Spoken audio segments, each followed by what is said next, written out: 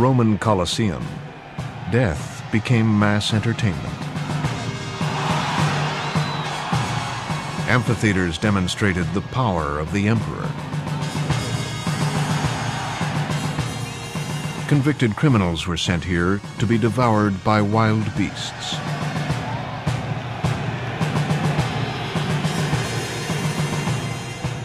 In time, those criminals would include Christians.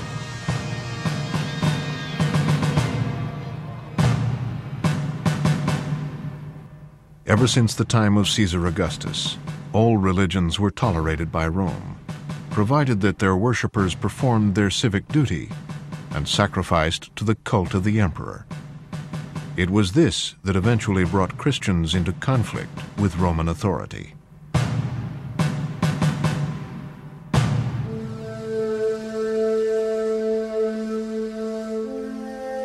But at the end of the 1st century, Christianity was still the religion of a few. The Roman Empire was overwhelmingly pagan, and it seemed impossible to imagine that the teachings of an obscure sect could challenge its influence.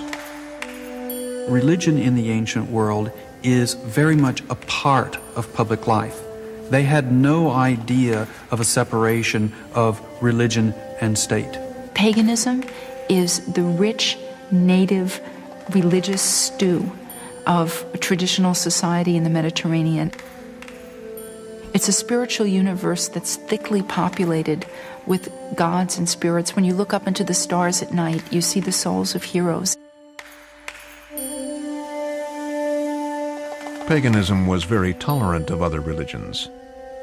The Olympian gods were revered, but this did not prevent their devotees worshiping other gods. You have low-tech religions like magic. People routinely go to magicians. If you have a sinus infection, if you need somebody to fall in love with you, if you're betting on a horse and you've lost the past 3 races, you go to a professional.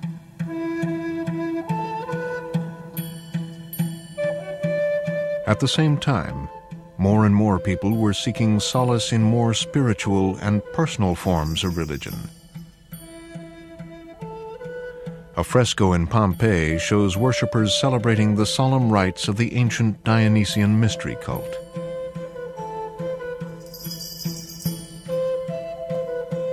And newer cults, often from foreign parts, were taking hold around the empire. Greatest of the gods, first of names, thou rulest over the mid-air and the immeasurable space. Thou art the lady of light and flame. One would have found in the major cities of the Mediterranean basin a cult of the Egyptian gods. Egyptian cults would have included probably Isis as the ascendant deity. Isis was perceived by her devotees as being remarkably attentive. Isis would respond to you when you were in trouble. She would answer your prayers. She had that reputation. One of the most important representations of Isis is what we call the Isis lactans. That's Isis suckling her offspring at her breast. This is a kind of iconography that appears to have been terribly determinative in the early iconography of Mary and Jesus. Worshippers of the age-old Persian god Mithras gathered in secret chapels throughout the empire. They would eat sacred meals together and celebrate their god's birthday on December 25th. The Egyptian cult and Mithraism were two of the great religious movements of the time, and certainly would have posed some of the most difficult competition for Christianity. Most people who study the origins of Christianity are curious about how this unlikely movement would have succeeded in such a powerful and dramatic way. And it's not an easy question to answer, why this movement succeeded when others did not. If you think about the gods of the ancient world and you think about what they look like the emperor and his court. But this religion is saying that every person, man, woman, child, slave, barbarian, no matter who, is made in the image of God and is therefore of enormous value in the eyes of God. Now, in a society that's three-quarters slave, that's an extraordinary message.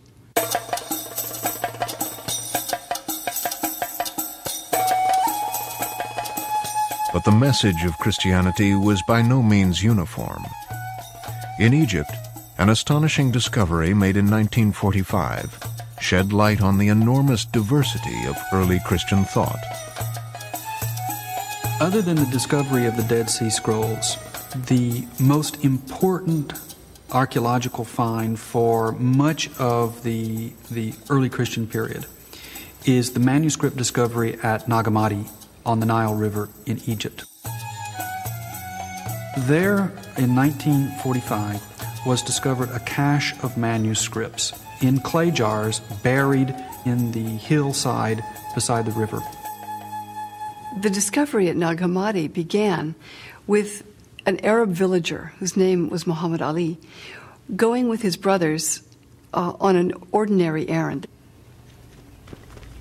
They took their camels and rode up to a cliff, which is honeycombed with thousands of caves.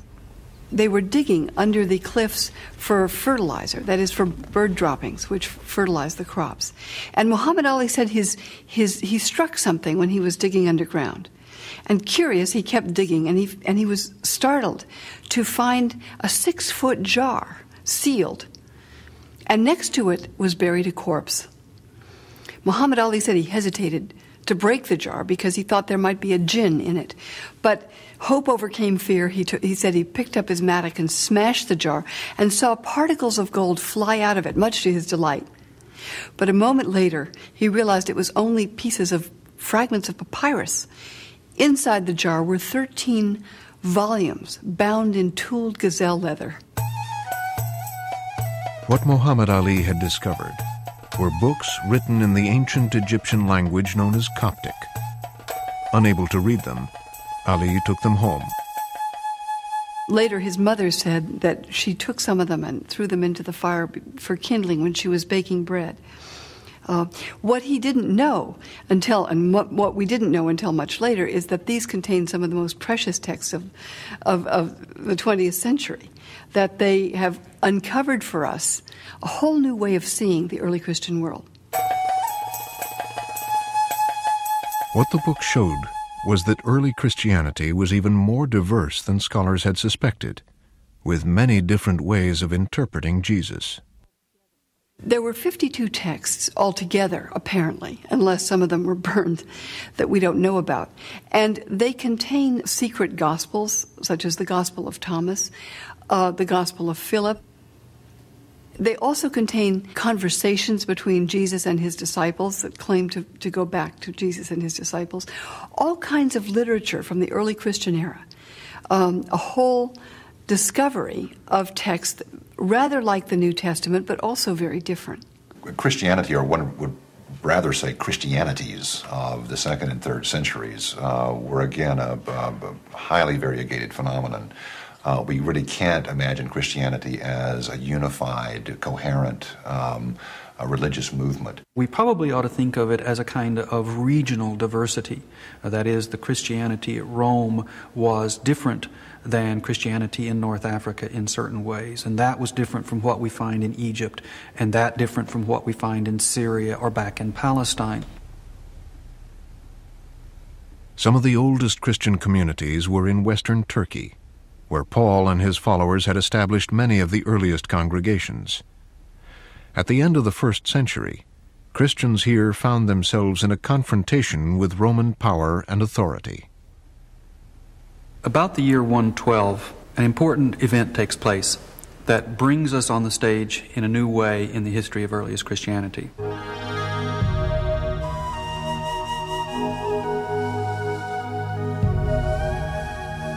The scene is in the Roman province of Bithynia in modern-day Turkey.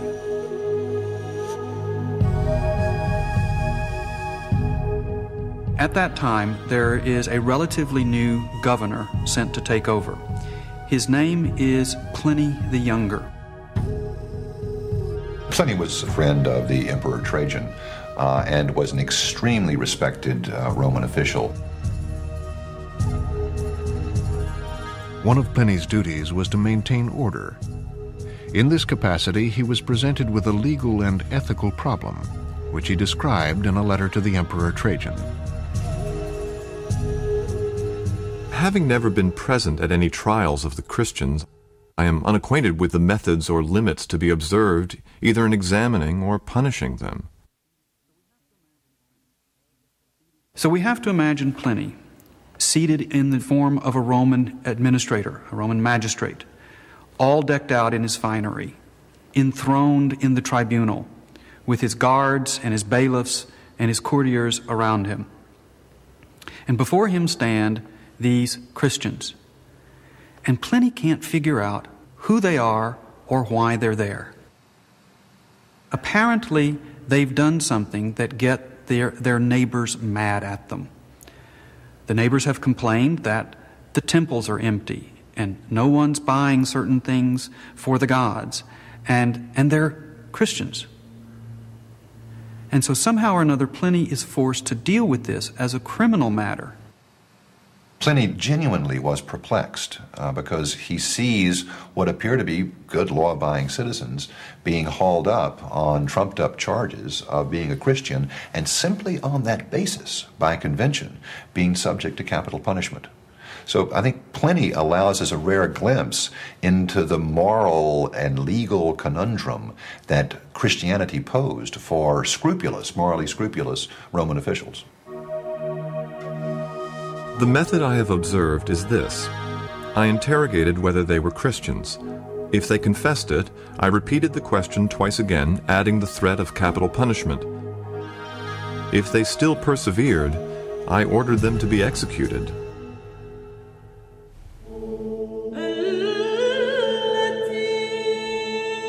He says they don't really do all that much. They meet before daybreak. They sing hymns antiphonally. And they worship Christ as if he were a god. And then he says they take an oath, but not an oath to do anything bad, rather an oath only to be good, not to defraud people, not to do anything evil, and so on.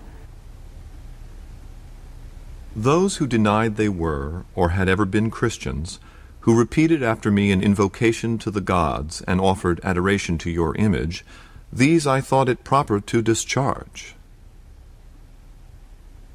And he says to the emperor, do you think I handled it correctly? The emperor then writes back and says, sounds okay to me, but don't go out looking for these Christians, and if you get some anonymous charges against people, don't take that too seriously. We don't want to set any bad precedents here.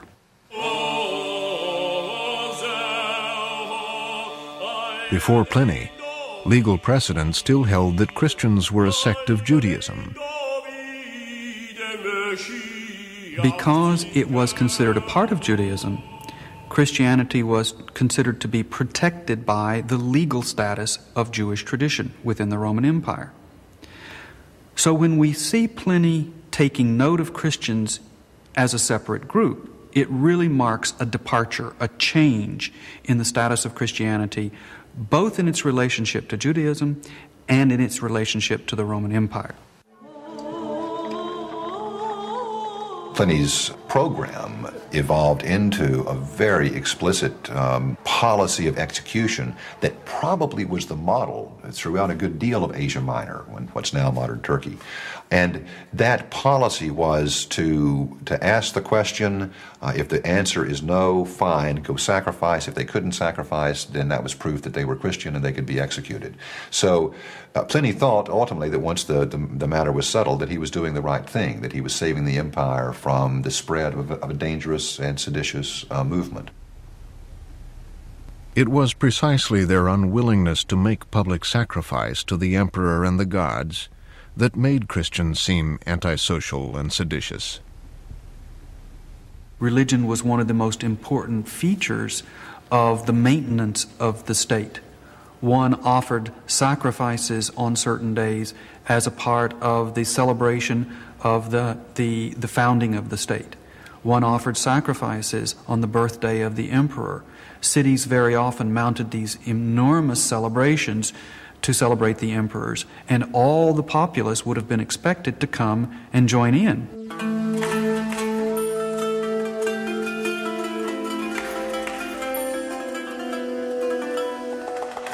At these great public ceremonials, Christians were becoming all too often conspicuous by their absence.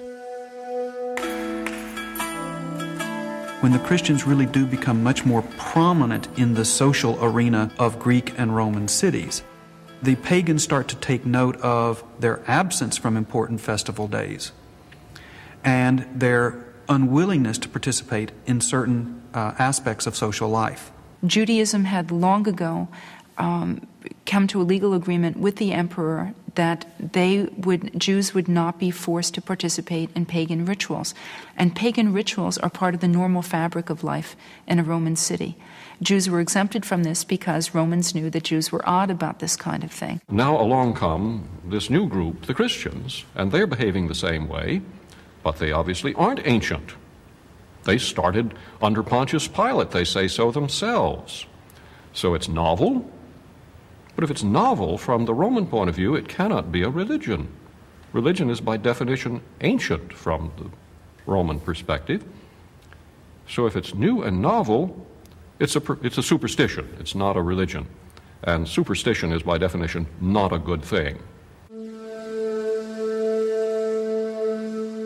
We have a good example of the pagan perspective on Christians from a little graffiti found in Rome from the Palatine Hill.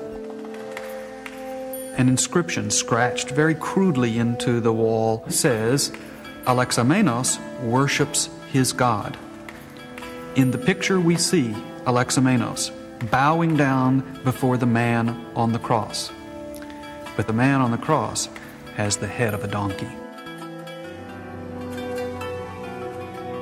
Christians have made themselves outlanders in their own town, and therefore they are used as an explanatory device whenever there are the usual natural insults of human existence.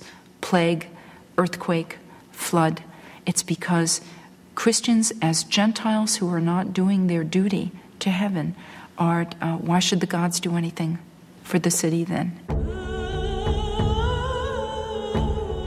Though persecution was still mainly local and sporadic, it was becoming a crime to be a Christian. Christians who were charged faced a terrible choice: to recant and make a sacrifice to the emperor, or sacrifice their own lives for the faith.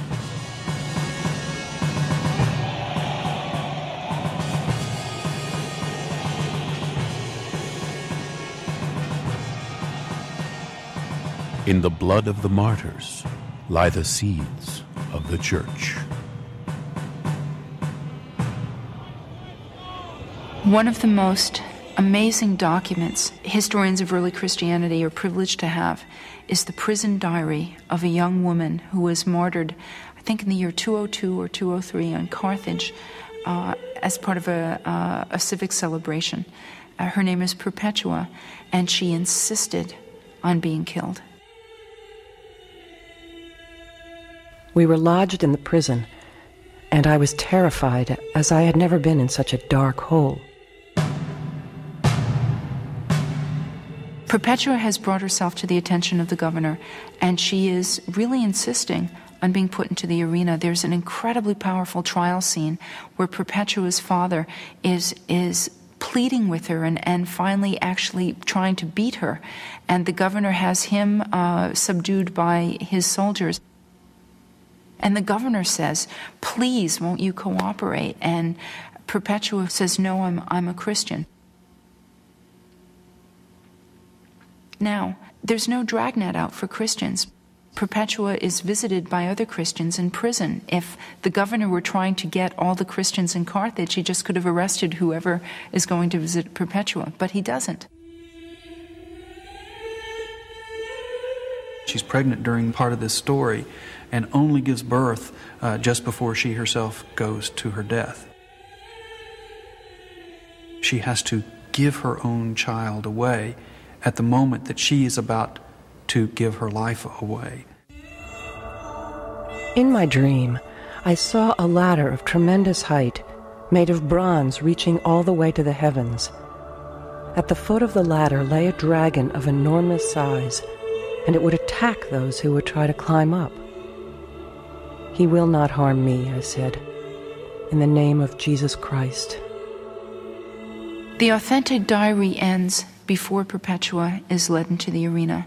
What we have concluding the diary is a description done by somebody who is presenting a hero tale. The day of their victory dawned, and they marched from the prison to the amphitheater joyfully, as if they were going to heaven.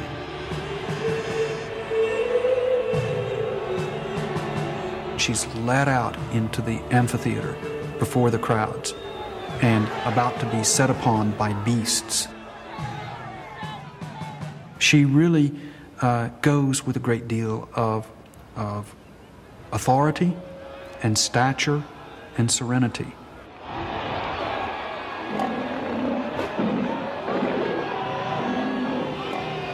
She faces down the animals. And finally, after being tormented by several animals, a young gladiator is sent into the arena to dispatch her. And it's just an incredibly moving scene. His hand is trembling so much he can't cut her. And she grabs his hand and guides his sword to her own throat.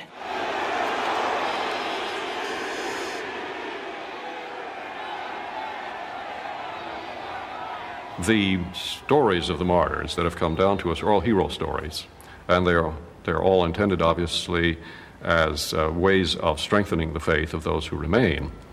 If we read only those martyr stories, we would suppose that all Christians were heroes and that the church flourishes because of that heroism.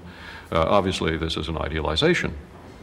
We actually tote up the number of martyrs that we can identify. It's a really quite small number over the 3 centuries during which Christianity was in the position of being the outsiders. We don't have tens of thousands of people being martyred. What we do have is tens of thousands of people admiring the few who are martyred.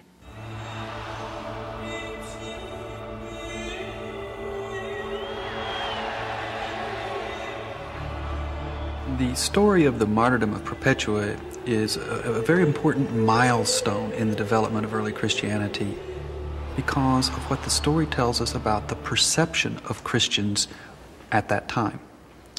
We can see the contrast rather sharply. At the time of Pliny, at the beginning of the 2nd century, Christians are an unknown commodity.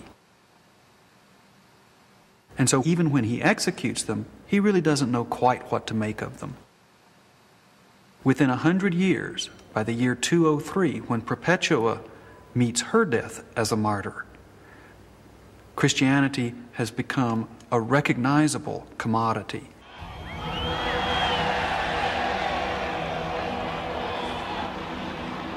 The death of Perpetua is a story of a very significant change in the status of Christianity. It had begun to be a part of the Roman world.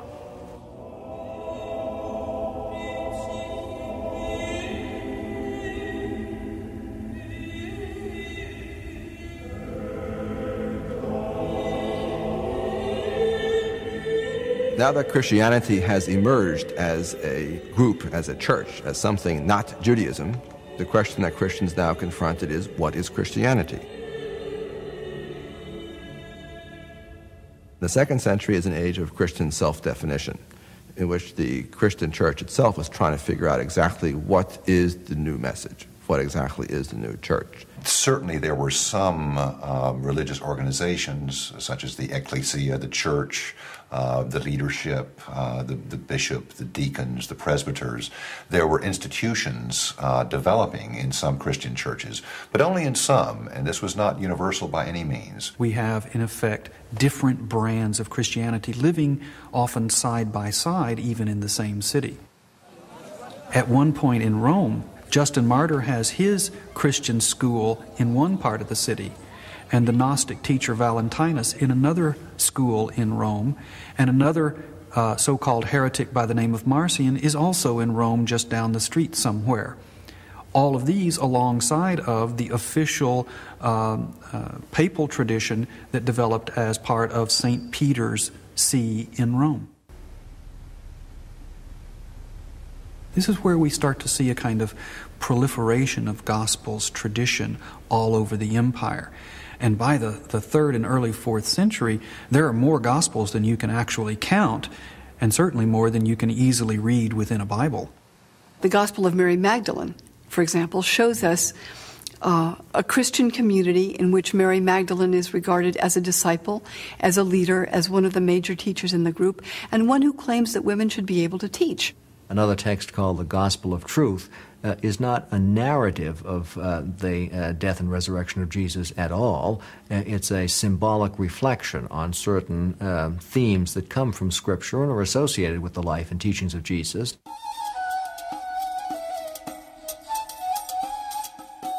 One of the important discoveries at Nag Hammadi was a complete copy of the Gospel of Thomas.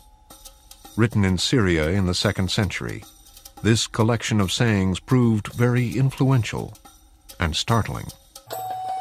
The Gospel of Thomas is nothing but sayings of Jesus. It simply goes along and says, Jesus said this, Jesus said that.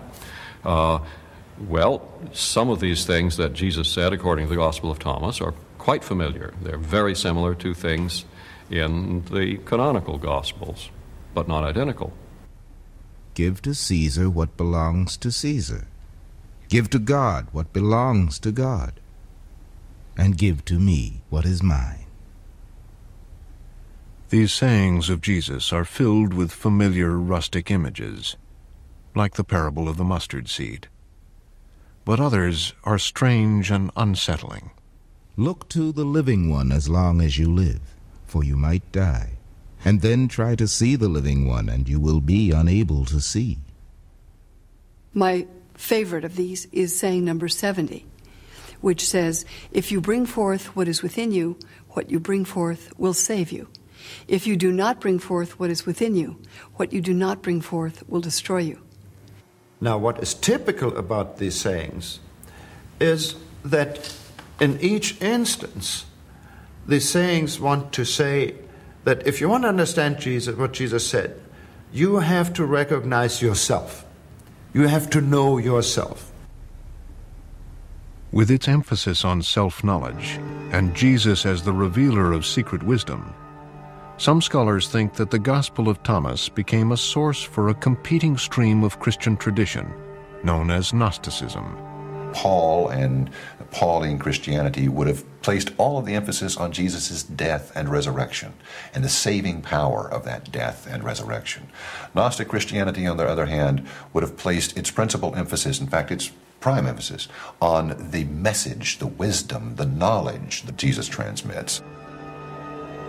Most Gnostics believed that Jesus was so divine that he had never entered into human form, and so could not have been crucified. This brought Gnostics into conflict with other Christians.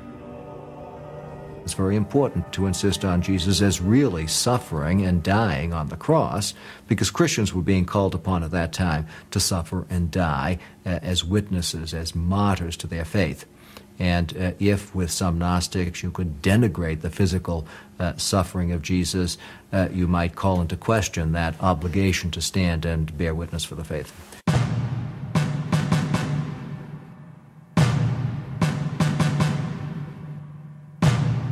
Bishop Irenaeus, who wrote in the 2nd century in what is now France, was about 18 to 20 years old when his little community was absolutely decimated by a devastating persecution.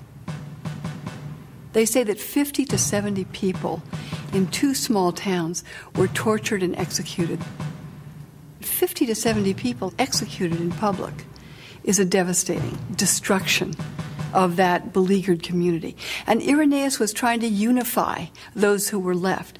What frustrated him is that they didn't all believe the same thing. They didn't all gather under one kind of leadership. And he, like others, was deeply aware of the dangers of fragmentation. Irenaeus thundered against those he saw as heretics, including the so-called Gnostics. Let those persons who blaspheme the Creator, as do all the falsely so-called Gnostics, be recognized as agents of Satan by all who worship God. Bishop Irenaeus coined the term we call orthodox. Now, literally in Greek, orthodox means straight thinking. It's like orthodontia means straight teeth. I mean, orthodox means straight ideas. And those who didn't agree with his ideas, he called heterodox. That means simply thinking otherwise. Or heretics, which means people who make choices about what to think. Irenaeus didn't want people making choices. He wanted them thinking what the bishop told them to think. Irenaeus had to contend not only with those who believed in vastly different gospels, but also with the followers of Marcion, who believed that Jesus should be represented by just one gospel. He looked for a compromise. Irenaeus says that the number of the Gospels is properly 4. These are the earliest, these are the best, but 4 is the right number, after all. There's 4 corners to the world. There's 4 winds. There are 4 areas of heaven. And there are 4 beasts who reveal God's will in the apocalypse. 4 is the right number. These are the 4. The story implied is that there's some smoke-filled room somewhere in the 2nd century, and a bunch of these cigar-smoking Christian big shots got together and they decided who was going in and who was going out. It was a wrap, they closed up, and then everything else was on the cutting room floor, and the janitors took away what didn't get in the canon. I think precisely the contrary is closer to a more responsible historical reconstruction, and that is that there's some kind of consensus among people in the Jesus movement as to what constitutes reliable tradition, reliable literature, literature that they want to read, that they want to hear over and over again, and other kinds of literature that they don't want to hear. One criterion for inclusion was whether the gospel told the story of the suffering and death of Jesus. This was crucial to the emerging sense of orthodoxy because the centerpiece of Christian ritual, the celebration of the Eucharist, cannot live without that story. And it is out of that movement that the 4-gospel canon arrives. And it comes, interestingly enough, as a canon that preserves diversity within limits, but it preserves diversity. There is no claim that this canon represents 4 gospels that are all saying the same thing. It is rather an attempt to bring together as many Christian communities into one major church.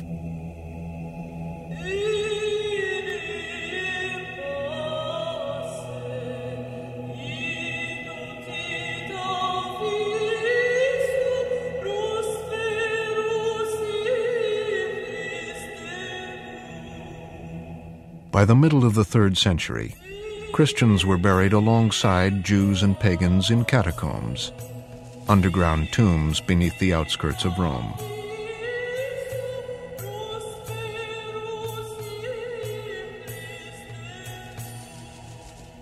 There is evidence here of the growing homogenization of the Christian story. The artwork on the tombs shows little sign of Gnostic imagery. They are largely scenes from the canonical Gospels, which are now merging into one single story.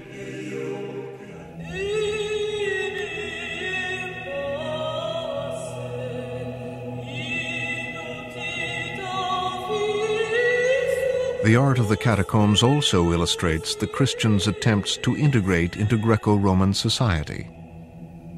As Christianity moved out of the Jewish sphere into the more pagan sphere, then all sorts of pagan ideas and all sorts of pagan themes and images and pictures start pouring into Christianity. We have this figure of the shepherd with the sheep draped over his shoulders. We now may tend to think of that as reflecting the gospel stories of Jesus, of the lost sheep, or Jesus as the good shepherd from the Gospel of John. In point of fact, from Roman perspective, this is the virtue of philanthropy, of love of humanity, and it's one of the most important virtues of Roman civic and public life.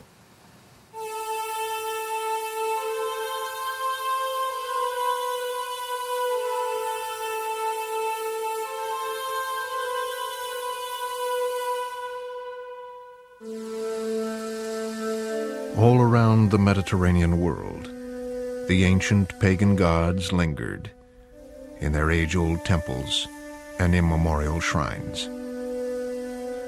But their power was under threat. Roman society, Roman law, are both highly tolerant of religious diversity, as long as you do the things which every Roman is expected to do, sort of those religious acts which are your civic duty. Nobody cares what you believe in your heart of hearts. Then appears Christianity, which is exclusive, which is intolerant, which will not allow you to do whatever everybody else does. And it's a profound shock to those who get to know it well. It appears as a dangerous rival to the present society as it begins to grow strong. The ideas that had started with the carpenter's son were being reinterpreted.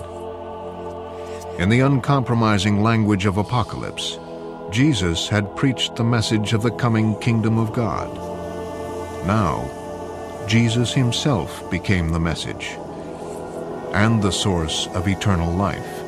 The message that was preached here promised spiritual gifts to people that went beyond the everyday life experience, and promised also immortality, promised a future life, which would be liberation from sickness and from disease and from poverty and individual isolation and whatever. There is a future for the individual.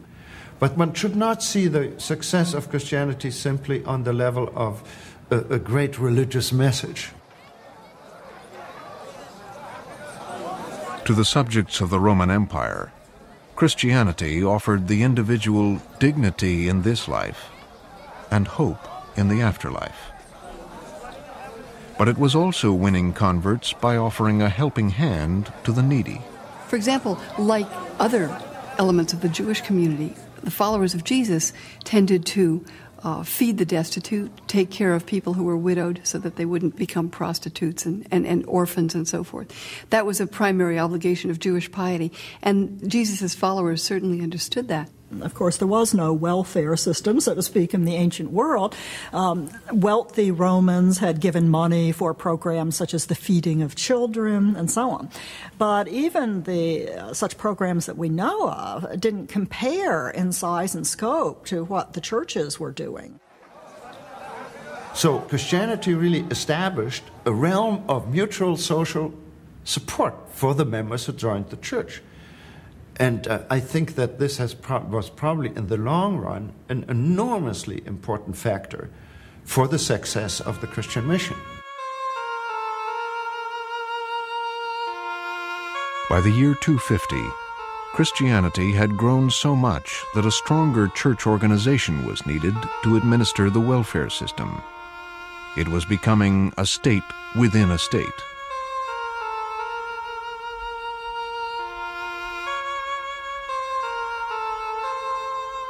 Meanwhile, Rome's rulers felt their control of the empire slipping away, and Christian undermining of traditional belief was no longer to be tolerated.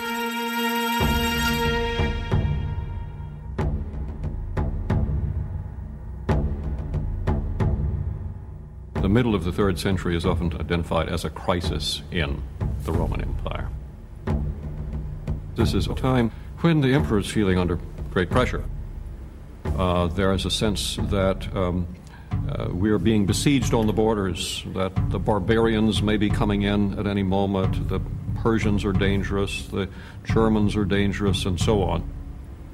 And so there's a great sense that anything that upsets this ancient contract between the Romans and the gods has got to be dangerous to us.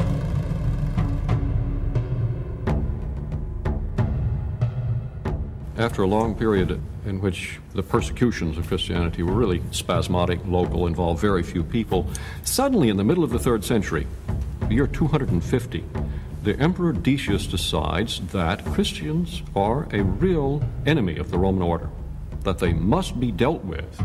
They must be dealt with empire-wide, with all the police power that the emperor can bring to bear upon them. Christians could be arrested simply because they bore the name Christianos, Christian. That was enough under Roman convention to convict one of a capital crime, and the crime was being a Christian. So put yourself in the position of society. If you were say a merchant and wanted to limit your competition, all you had to do was point fingers at your competitors and say, well, I think they're Christians. Well, by Roman convention, those people then could be hauled in on capital charges. What you have to do is get a ticket, a libellus. It's a chit saying that you have sacrificed for the well-being of the empire. And you go and you do your sacrifice, and there's a whole various response on the part of different Christian communities. You can have your servant go and do it for you. He might also be a Christian, but that's his problem. Pay him, he'll get 2 chits, and then you are covered for purposes. Or you can pay for the ticket but not actually do the sacrifice if you can bribe a friend of yours who's a magistrate. Or you can just go ahead and get, sacrifice knowing that these gods are nothing. After all, that's right in Paul's letters, that these gods are nothing. As to the eating of food offered to idols, we know that no idol in the world really exists, and that there is no God but one.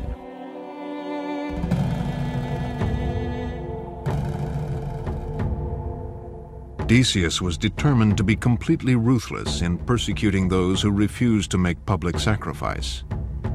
For the first time, ordinary Christians were methodically rounded up.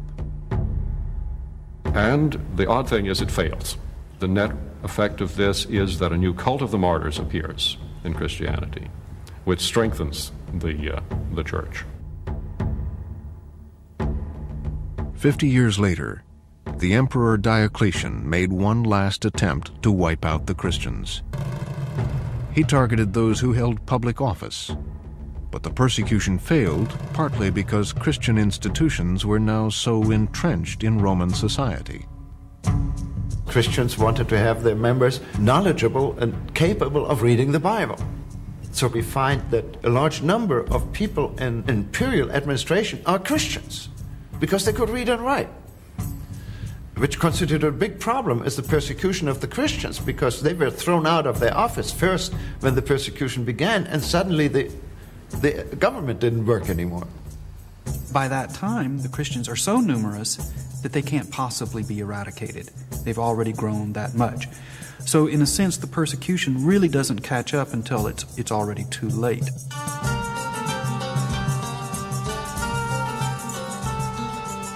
By now, the Jesus movement had spread its message to every corner of the Roman Empire. The last decades of the 3rd century, you get a great insurge of people into Christianity. There's some scholars who think that in Egypt, for example, by the 320s, there would actually be a majority of Christians, maybe a rather slight majority, but nonetheless a sizable number of Christians. The turning point in the history of the Christian movement occurred in the first decades of the 4th century. It was a transformation filled with ironies. It was brought about by a Roman general who worshipped not Jesus, but Apollo, the god of the sun. One of the most surprising Christian heroes in the entire tradition, I think, is Constantine. He is, first of all, a successful general. He is also the son of a successful general and at the head of the army of the West, and he's fighting another successful general, struggling for who is going to be at the top of the heap of the very higher echelons of Roman government. What happens is that Constantine has a vision.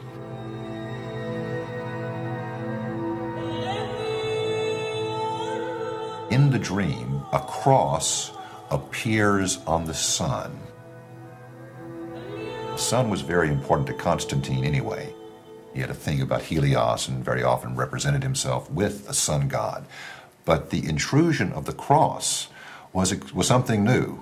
And below this vision was an inscription, were the words, "By this conquer, in tuto Nike."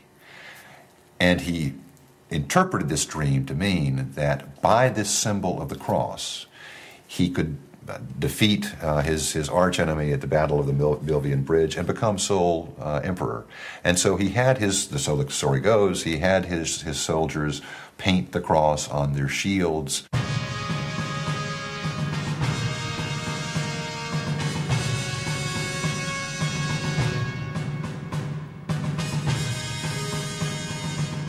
Constantine won the Battle of the Milvian Bridge, became the sole emperor of the Roman Empire, and then, in a dramatic shift of geopolitics, relocates the center of Roman rule from the eternal city Rome to a new city, Constantinople. To reunite a divided empire, Constantine moved the capital from Rome to a more strategic location, the ancient city of Byzantium, and renamed it Constantinople. When Constantine came into power and started to favor Christianity, he did do many things that plainly showed his support for Christianity. He gave money for the building of churches, money for the copying of scriptures. He exempted clergy members from having to perform civic duties on town councils, that kind of thing. The bishops are able to take advantage of Constantine's mood and his curious intellectual interest in things like Christology and the Trinity and church organization. They're able to have Bibles copied at public expense. They're finally able to have public Christian architecture and big basilicas. So there's a comfortable symbiotic relationship between the empire and the church. All that certainly stands in favor of his true Christian commitment. On the other hand, he did retain the coinage with the sun god on it. He did say the day of the sun would be made a day of rest, but it's very unclear whether the day of the sun meant the day dedicated to the sun god or the day dedicated to Jesus and his resurrection. Whatever one finally decides about the nature of his conversion, whether it's a real sincere conversion or not, it has profound impact upon the future of Christianity, upon the future of Western civilization. Constantine's patronage doesn't just mean that a lot of new churches get built, though it means that. It doesn't just mean that the salaries of bishops go up astronomically, though it means that. It doesn't just mean that Christians have freedom now to worship as they choose. It means that it has become part of the imperial establishment. And obviously that is going to mean profound changes for the society and for Christianity. Constantine showed his support by massive building programs, especially in Jerusalem. Ironically, the city that was destroyed by one Roman emperor was being rebuilt by another. But the new holy places in this traditional center of Judaism were now all Christian. To strengthen his new church, Constantine called for more unity in organization and teaching. But such unity came at a cost. One of the first things Constantine does as emperor is start persecuting other Christians. The Gnostic Christians are targeted. Marcionite Christians and other dualist Christians, Christians who don't have the Old Testament as part of their canon, are targeted. The list of enemies goes on and on. There's a kind of, in a sense, internal purge of the church as one emperor ruling one empire tries to have a single church. To appreciate the remarkable, dramatic evolution that had occurred in so short a period, one might counterpose the image of Pliny in his courtroom under the Emperor Trajan, sending Christians off to their execution simply for being called Christians, to the majesty of Constantine presiding over the great gathering of bishops that he had called to resolve particular questions. The imperium on the one hand being used clearly to extinguish a religious movement, the imperium on the other hand being used clearly to undergird and support a religious movement, the same religious movement in so short a period of time. The cross, the hated symbol of death and defeat, now emerged as the symbol of triumph. And in the eyes of some, the apocalyptic prophecy of Revelation had at last been fulfilled. The kingdom of the world has become the kingdom of our Lord and of his Christ. The kingdom of God and the Roman Empire had now become one and the same. Jesus of Nazareth had become Jesus Christ. And his church had become a power on earth. A new chapter in history was about to begin.